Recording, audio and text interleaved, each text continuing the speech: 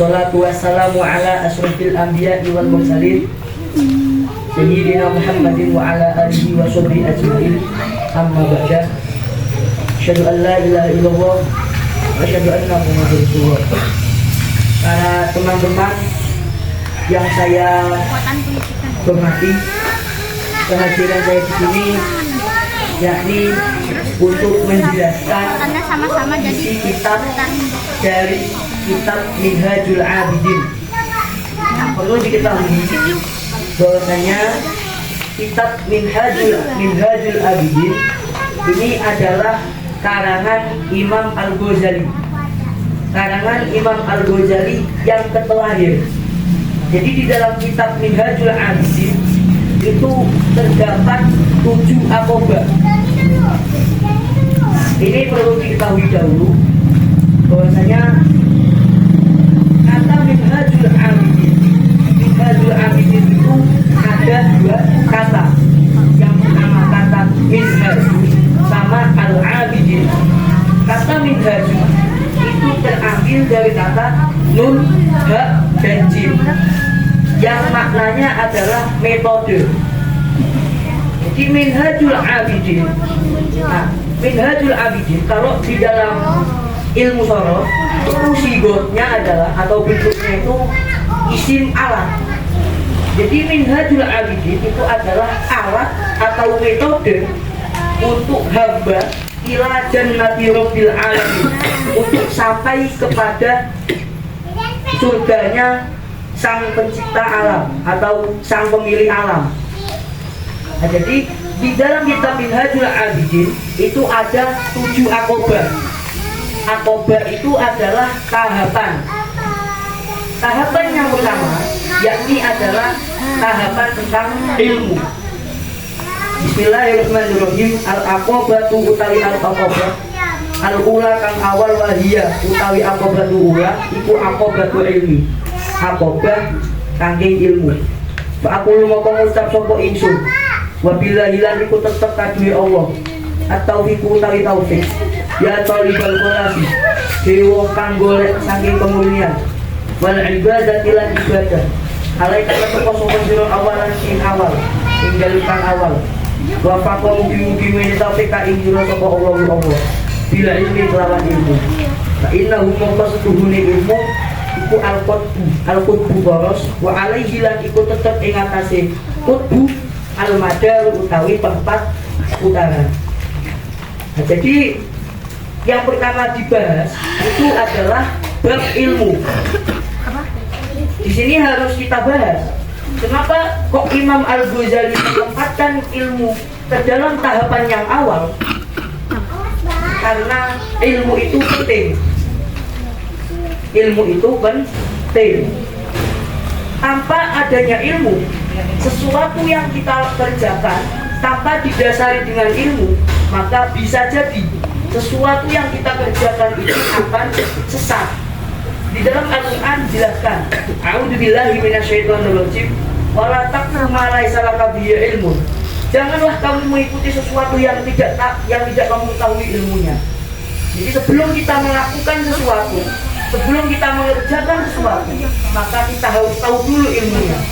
Inna basoro, inna sam'a, wal basoro, wal fu'ada, kullu ulaika kana anhu mas'ula. Karena semua itu yang kita dengar, yang kita lihat, yang ada pada hati kita, semua itu nantinya oleh Allah di akhirat akan ditanyakan. Maka ketika kita ingin mengerjakan sesuatu, maka sesuatu itu harus adanya dasarnya ilmu. Maka Imam Al-Ghazali mengapa kok menempatkan aqobah ilmu di awal? Karena sesuatu yang harus kita lakukan sebelum kita mengerjakan sesuatu, ya mencari ilmunya dulu. Logika ini diambil dari mana?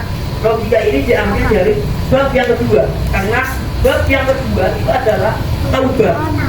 Aqobah yang kedua itu adalah aqobah taubah. Bagaimana kita melakukan taubah kalau kita tidak mengerti ilmu tentang taubah? Maka ilmu ditempatkan di tempat yang awal, ditempatkan di aqobah awal, agar supaya kita mempelajarinya terlebih dahulu. Kemudian sini dijelaskan bahwasanya fa'innahu al-qutbu wa alaihi madar. Ilmu itu adalah poros. Jadi poros itu adalah sesuatu yang dikelilingi oleh planet-planet lainnya.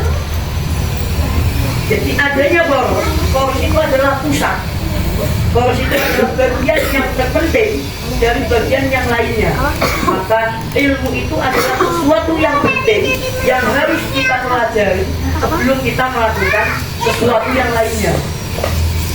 Wa'lam nurjana wa anal ilma ijtuhum ilmu wal ibadah lan ibadah iku jauharoni telurune suco. Jadi ketahuilah kamu bahwasanya ilmu dan ibadah itu keduanya adalah permata. Nah, adik-adik ada yang tahu permata itu apa? Permata. Berlian. Nah, permata itu berlian. Nah, berlian itu didapatkan dengan cara yang sulit. Berlian itu ada ketika di dasar tanah. Berlian emas itu adanya kalau di dasar tanah. Ketika kita gali tanah itu sedalam-dalamnya, maka akan ketemu berlian. Tapi kalau batu kerikil itu ada di permukaannya, tidak ada di bawah tanah. Jadi apa yang dapat kita ambil? Seseorang yang berilmu dan seseorang itu ketika sudah berilmu dia rajin beribadah, maka keduanya itu adalah bagaikan berlian. Tapi kalau batu kerikil itu ada di permukaannya, tidak ada di bawah tanah. Jadi apa yang dapat kita ambil? Seseorang yang berilmu dan seseorang itu ketika sudah berilmu dia rajin beribadah, maka keduanya itu adalah bagaikan berlian yang apabila berlian dijual maka mahal harganya. Jadi orang yang berilmu, orang yang rajin untuk beribadah itu di hadapan Allah mahal harganya. Dan lihat lima karena lihat lima kalau sebab kulumune karena ono opo kuluma saben-saben perkara kalau ningali sapa sira atas mau lan krungu sapa sira lintas nipil musannifina saking karangane wong kang ngarang wa ta'lim muallimina lan ajaran wong kang ajar wa wa'di wa idina lan nasihati wong kang nasihati wa nadhuril nadirina lan wana dari nadirina dan penelitian saking wong kang neliti. Jadi di sini dijelaskan juga bahwasanya seseorang yang mengajar atau bisa disebut guru, seseorang yang dia itu tasnif, musannif itu adalah seseorang yang mengarang kitab, seseorang yang wa'dil wa'idina yang memberi nasihat, dan wana dari nadirina yang dia itu meneliti. Dia itu harus memiliki ilmu. Bagaimana mungkin seseorang mengajar atau guru mengajar kepada muridnya kalau dia tidak mempunyai ilmu? Bagaimana mungkin seorang pengarang kitab atau musannif dia mengarang kitabnya kalau tidak didasari dengan adanya ilmu? Maka ajaran yang dia ajar, karangan yang dia ajar, kalau tanpa adanya ilmu maka itu akan sesat. Bal tetapi li ajlihima krono sebab pelurune unjilat dan turunake apa al-kutubu biro-biro kitab wa unjilat lan den diutus apa al-rasul biro-biro rasul. Bal tetapi li ajlihima krono pelurune muni potensi saake apa as-samawati biro-biro langit wal ardunan bumi wa malan perkara fihi ma inggal pelurune minal khalqi bayane ciptaan. Jadi sebab adanya ilmu dan ibadah, beberapa kitab itu diturunkan. Di dalam Al-Quran itu dijelaskan. A'udzubillahi minasyaitonirrajim. Bismillahirrahmanirrahim. Inna anzalnahu Qur'anan Arabiyyan la'allakum ta'qilun. Sebab adanya ilmu, Quran itu diturunkan.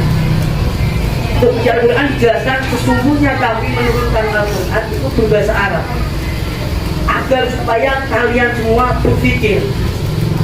Proses berpikir itu harus adanya ilmu. Maka Al-Quran itu diturunkan karena adanya ilmu. Dan ibadah itu ada karena dia itu adanya ilmu. Khuliqat li'ajlihi ma khuliqas samawati wal ardu wa ma fihinna. Dan karena adanya ilmu dan ibadah, langit dan bumi itu diciptakan oleh Allah.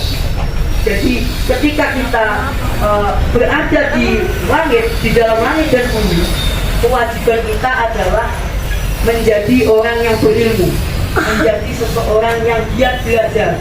Karena tujuan Allah menciptakan langit dan bumi atau adanya langit dan bumi ini karena adanya ilmu. Perintah ibadah, ibadah itu ini adalah dalil yang kemudian membahas tentang ibadah. Kalau tadi sudah membahas tentang ilmu, sekarang membahas tentang ibadah. Ibadah itu adalah kewajiban bagi semua makhluk yang telah diciptakan oleh Allah. Kata ibadah, ketika kita lihat dari mujarabnya, ketika kita lihat dari asal usul katanya, maka ibadah itu satu akar kata, satu mujarab dengan kata abdun. Kata ibadah, ibadah itu terambil dari abadah yang abdan. Ibadah juga sama. Jadi abdun itu adalah hamba yang dia itu diciptakan oleh Allah. Kemudian kata ibadah, ibadah itu ada hubungannya dengan abdun. Ketika hamba itu diciptakan oleh Allah, maka seorang hamba yang telah diciptakan oleh Allah tadi harus juga menyembah kepada Allah. Perlu diketahui bahwasanya kata ibadah di dalam kitab Minhajul Abidin ini bukan hanya ibadah sholat. Jadi ibadah itu tidak hanya melulu tentang sholat. Ibadah itu adalah sesuatu yang kita lakukan yang di dalamnya ada Allah, yang di dalamnya melibatkan Allah. Ketika kita makan dan makannya itu melibatkan Allah, maka makan itu adalah ibadah. Jadi ibadah itu bukan hanya sholat. Makan itu bisa jadi ibadah, bekerja bisa jadi ibadah. Kalau makan, kalau bekerja di dalam yang melibatkan unsur Allah. Kemudian ibadah dijelaskan di dalam Al-Quran. A'udzubillahi minasyaitonir rajim. Wa ma khalaqtul jinna wal insa illa liya'budun. Tidaklah aku menciptakan jin dan manusia kecuali hanya untuk beribadah. Jadi tujuan Allah menciptakan kita, tujuan Allah menciptakan manusia itu hanyalah untuk beribadah. Dan ibadah itu tidak hanya dalam kategori sholat, tapi semua aktivitas yang kita lakukan yang di dalamnya mengandung unsur Allah.